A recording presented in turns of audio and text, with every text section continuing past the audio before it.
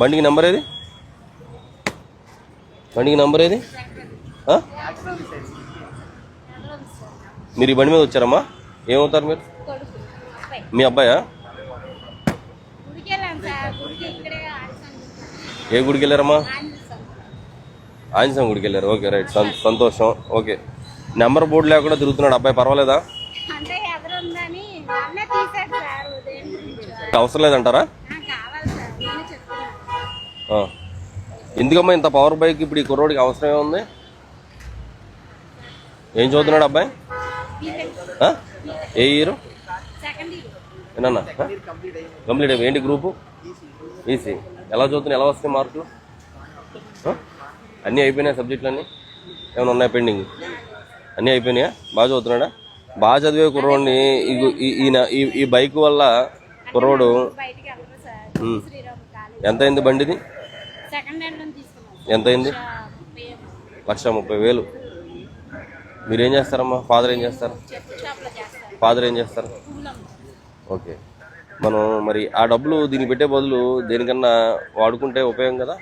మీ అమ్మగారికి మంచిగా ఆ 1,30,000 రూపాయలతో నువ్వు 30,000కి సెకండ్ హ్యాండ్ బైక్ తీసుకుని ఆ 1,00,000 రూపాయలతోటి మంచిగా ఆవిడకి ఏదైనా ఒక గోల్డ్ చైన్, నీకేమో మంచి బండి ఇచ్చి తిప్పుతున్నారు, ఆవిడేమో రోల్డ్ గోల్డ్ వేసి తిరుగుతున్నారు ఆవిడ. అవునా? అవునమ్మా. నీ ఆనందం కోసం నీకేమో 1,30,000 రూపాయల బైక్ సెకండ్ హ్యాండ్లో 1,30,000, ఆవిడేమో రోల్డ్ గోల్డ్ వేసుకుని నీ ఆనందం కోసం తిప్పుతున్నారు.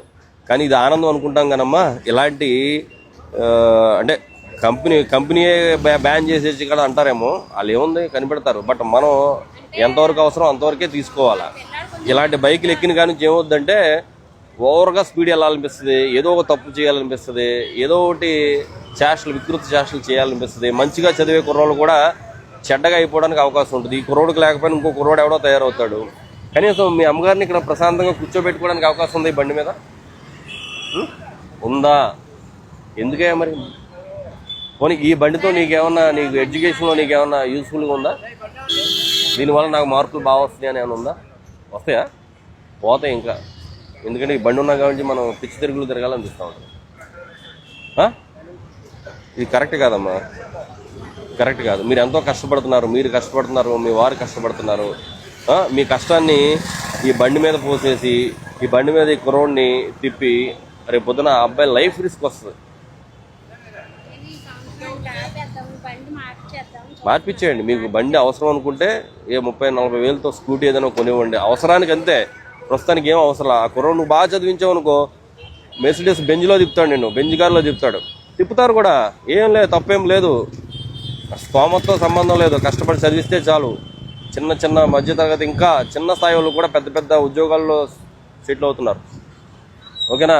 తల్లిదండ్రులు కష్టపడుతున్నారు కదా, వాళ్ళు ఇస్తున్నారు కదా అని చెప్పి మనం అది మిస్యూజ్ చేయకూడదు. ఇది మిస్యూజ్ అంటారు దీన్ని. ఆవిడ ఎంత కష్టపడుతుందో చిన్న స్థాయిలో, ఆవిడ మెడలో రోల్డ్ గోల్డ్ వేసుకుని తిరుగుతూ ఉన్నారు, నువ్వేమో మంచి కాస్ట్లీ బైక్ వేసుకుని తిరుగుతూ ఉన్నావు. ఇది అవసరమా నీకు? ఏమా అవసరం కాదు. ఎందుకు చూసావు? ఈ బండి ఎక్కిన కాబట్టి నీ హెయిర్ స్టైల్ మారిపోయింది, నీ గడ్డం స్టైల్ మారిపోయింది, అన్నీ మారిపోతాయి. నీ మైండ్ కూడా మారలేదని నేను అనుకోవట్లేదు, నీ మైండ్ కూడా మారిపోయి ఉండొచ్చు. కనీసం ఇదన్నా మారిస్తే, మన వేషధారణ కూడా మారితే చదువు మీద వస్తుంది. నువ్వు చదివి బాగా సెటిల్ అయితే ఇది కాదు, ఇంకా నువ్వు మంచి తీసుకోవచ్చు. మీ అమ్మగారిని పక్క సీట్లో కూర్చోబెట్టుకుని అలా తిరగవచ్చు నువ్వు. ఇప్పుడు చెప్పు, నెంబర్ సంగతి ఏంటి?